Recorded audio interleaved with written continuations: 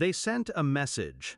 Cold, simple, final. We've talked, and we think it's best if you step away for now. No explanation, no gratitude, just exile. I stared at the screen, my thumb hovering over the keyboard. I typed one reply. Understood. I'll respect that and step away. From the family entirely. Take care. That night, I logged into the account they forgot I still had access to. Their family fund. 6 figures. My name was still listed as treasurer. By sunrise, their $100,000 was gone. It wasn't always war. Once I was the dutiful one, the one who showed up, paid the bills they forgot, and fixed what broke. They called me reliable, until reliability became a resource to exploit. I was the invisible scaffolding holding up a family that never acknowledged the weight I carried. Birthdays skipped, favors unreturned, silence when I needed support. But when they needed something, my phone rang. I fed their mouths, clothed their children, covered their debts. Not because I had to, because I believed loyalty meant something. Until loyalty answered answered with exile. Their betrayal wasn't loud, it was quiet, surgical. I noticed first when conversations shifted to whispers. Family dinners scheduled without me. My name missing from holiday plans. When I asked, they called it a mix-up. But the group chat, the one without me, wasn't a mix-up. I found it by accident, scrolling past my cousin's unlocked phone. Their words burned. We should distance ourselves. They're too much, always controlling things. Controlling? I wasn't controlling, I was keeping the lights on. Then came the final cut, that group message, a dismissal dressed as diplomacy. Rage would have been easy, screaming, pleading, demanding answers.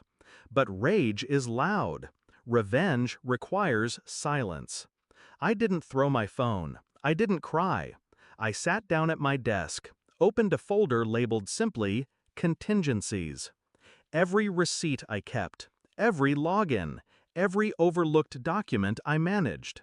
I had been their accountant, their fixer, their safety net, and they had left me holding all the strings. They mistook silence for weakness. They forgot, silence is also the sound of planning. Step 1. The fund.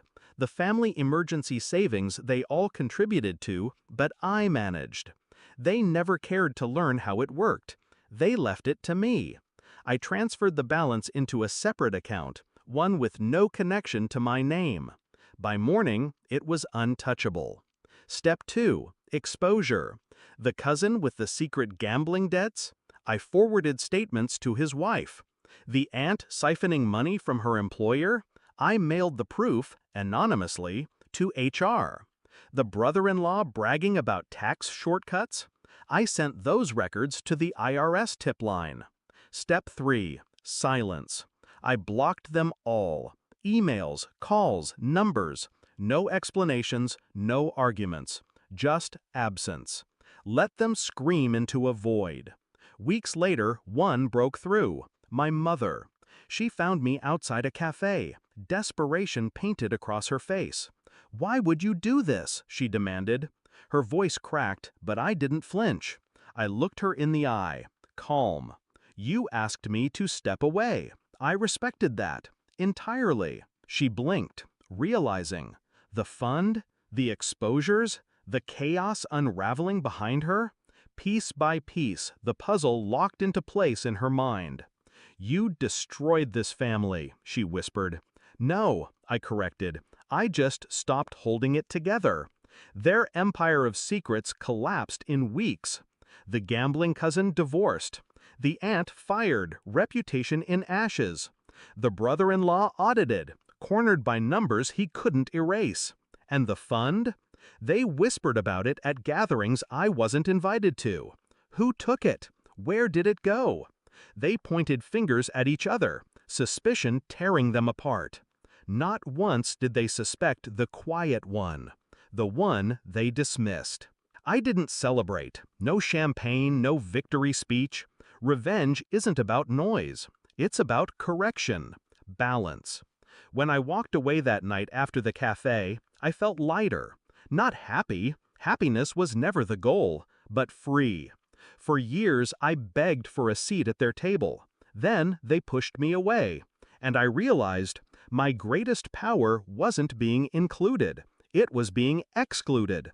Because the moment I stepped away, they crumbled. They taught me family was conditional. I taught them loss is permanent. And I never looked back.